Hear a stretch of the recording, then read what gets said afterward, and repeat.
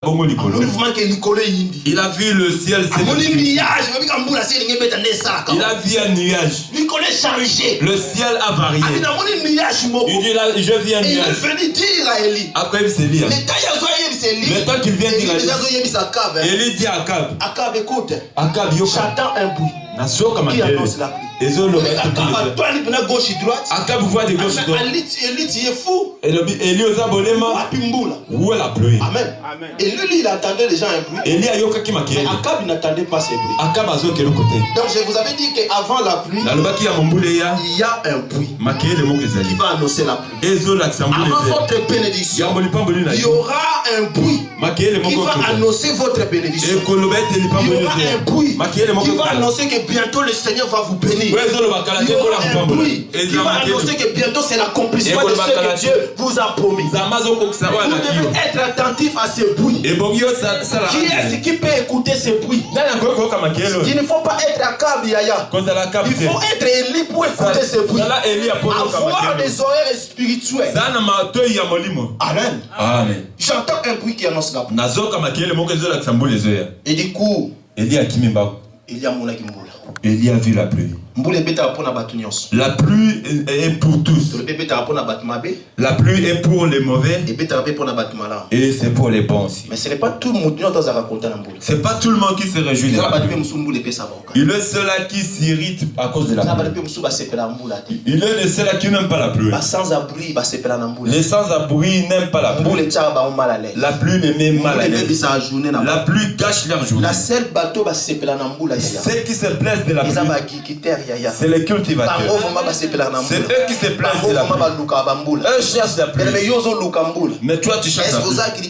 Et tu es agriculteur ou tu es un sans-abri. Tu es sans-abri. Sache que certaines pluies tuent. Combien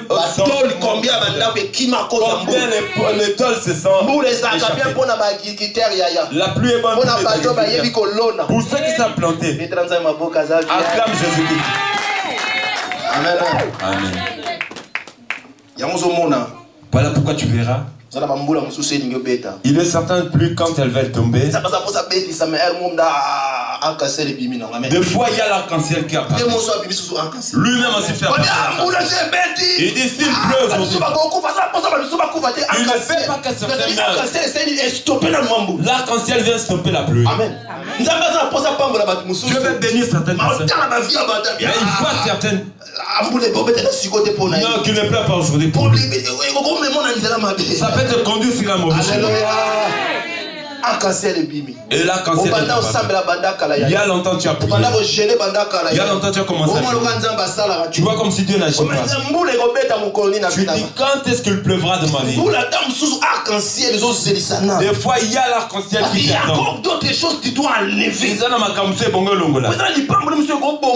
a certaines bénédictions qui peuvent te tuer. Je vois que tu n'es pas encore prêt ou prête. Amen. Combien de personnes combien n'avaient rien, ils craignaient Dieu, mais depuis qu'ils se sont éloignés. Dieu voit cette personne-ci, il a aujourd'hui. Et elle sera loin de moi. L'arc-en-ciel retient. Amen. Il y a certaines personnes, c'est une question d'arc-en-ciel. Tu peux enlever l'arc-en-ciel. Le temps que tu auras l'arc-en-ciel. Il n'y a aucun philosophe qui peut imaginer la durée d'un arc-en-ciel. Amen. Mais pour arc-en-ciel, pour que l'arc-en-ciel quitte, il y a des choses. Disposition. C'est la disposition de ton cœur. Amen. Il y a certains qui veulent que Dieu les bénisse. Pour que les gens sachent qu'ils sont. Amen. Notre thème de ce matin, nous allons parler sur un fondement solide. On a dit que l'année 2013 c'est l'année de la restauration. Quand on parle de la restauration, c'est-à-dire c'est la reconstruction. Quand on parle de la reconstruction, c'est que quelque part il y avait une construction. Dans la construction, dans la restauration, dans la reconstruction, il y a les fondements. Amen. Amen. La vie de beaucoup de personnes est détruite Faute d'un fondement solide. Beaucoup des églises sont détruites. Faute d'un fondement solide. Beaucoup de mariages, des gens vivent dans des divorces. Faute d'un fondement solide. Le fondement est la base de tout. Amen. La vie de plusieurs dans la difficulté. Fondement yaya. Par manque de fondement. Je dis toujours un proverbe. Les problèmes qui conduisent au divorce ne commencent pas le jour du divorce.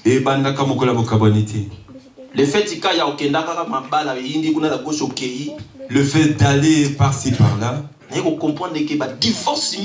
Je discernais que plusieurs divorces, plusieurs couples qui divorcent, le problème pour lequel les personnes se divisent, ce n'est pas au jour de la dispute. Tu verras la plupart des problèmes pour lesquels aujourd'hui les gens se divorcent, c'est des problèmes de jadis. Des fois c'est dès les fiançailles. Amen, hein? Amen. Vous imaginez? Papa bandagolia. Un père qui mangeait et sa femme lui sert à manger, mais elle oublie juste de servir un verre d'eau.